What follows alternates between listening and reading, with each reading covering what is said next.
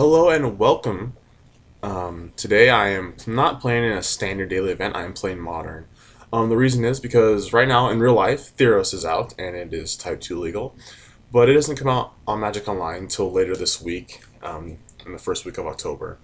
So instead of just playing another Innistrad standard, or show off a little bit different deck in a different format. So right now in Modern, I've been playing a lot of Merfolk. And if you're not familiar with the deck, the strategy of it is to play a lot of Lords. So, which makes the deck very redundant. So there's 12 normal Lords in the deck, and they pump all of their Merfolk. So we have Mirror Regery, that gives all my other Merfolk +1/+1. And then whenever I cast a Merfolk spell, I can tap or untap a permanent. Lord of Atlantis would give all Merfolk, not just mine, but theirs too, which can be a liability sometimes, very rarely.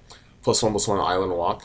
Master the Pearl Trident, which gives all my other Merfolk +1/+1 Island Walk. Almost the same card, but it only affects my Merfolk. Then we also have a couple of Coral Helm Commanders, which are conditional Lords that I have to get them to level 4 with level up, and then they pump my other Merfolk. Then a couple of Phantasmal Images, which can copy usually a Lord.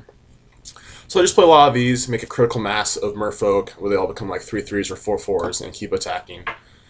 And kill my opponent, hopefully. So some other Merfolk that I'm playing in this deck are Curse Catcher. It's a 1/1 for 1 that can counter instant or sorcery unless they pay 1. Also Silver Gill Adept, which is awesome. It's a 2/1. When it comes into play, you draw a card for 2 mana, but you have to reveal a Merfolk from your hand, or pay 3 more to cast it, which isn't a problem. There's lots of Merfolk. They're also playing main deck Tidebinder Mage. It's a new Merfolk from M14. This taps down a red or green creature as long as it's in play, which in Modern is awesome because there's lots of green creatures in a lot of decks. Mostly green. There's some red stuff you tap down. Mostly stuff like Deathrite Shaman and Tarmogoyf and Scavenging Ooze. So it's pretty sweet. And the other cards in this deck I'm playing are some control aspects. I got 4 Mana Leaks. I was thinking about cutting it just because it can be really weak against the fair decks.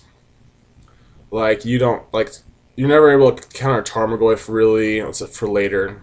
So it's good, but it's not the best. Then I'm also playing Vapor Snag, which bounces a creature and causes them to lose a life, which is a great tempo card.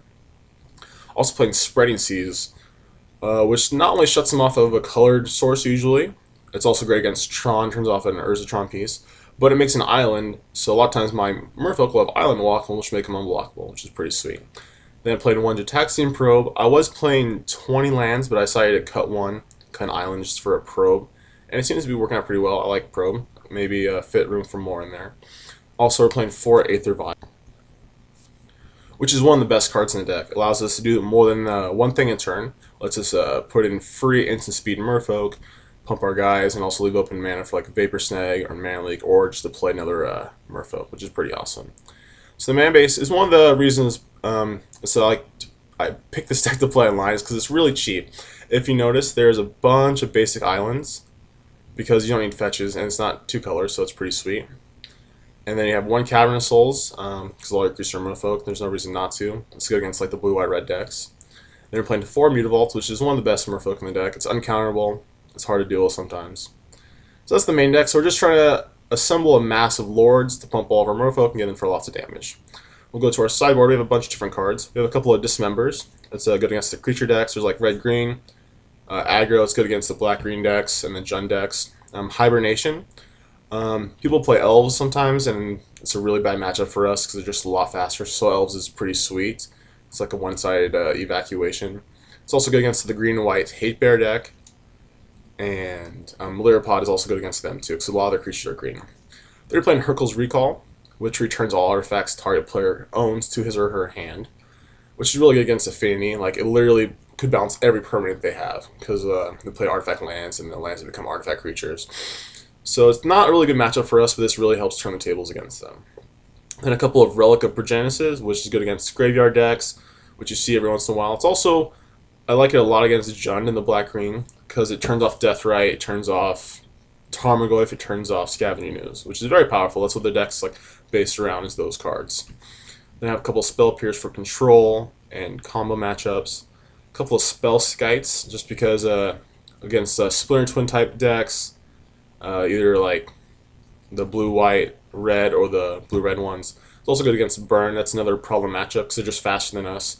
We can have a draw where we have 2 or 3 Lords, and they can't kill them, and just punch through. And Spell Sky helps a lot. It's nice to surprise them with an Aether Vial and redirect it. It really throws them off. Then we have one more Spreading Seas. I'll bring that randomly, depending how I feel. Mostly it's for Tron. Helps with that matchup a lot. So this is the deck. I really enjoyed playing it. It's a lot of fun. It has a really good black-green matchup, which if you don't know, there was a Grand Prix in Detroit a couple weekends ago, and black-green or black-green-red decks made 7 of the top 8 spots with 1 Melirapod. So this deck has a really good matchup. It's able to disrupt their mana, tap their guys, and just too many creatures for them to deal with, and just invalidates their creatures. So hopefully we can show that off, play against some black-green decks, and make my words come true. Alright, so that's the deck, and hopefully we can have success with it in this daily.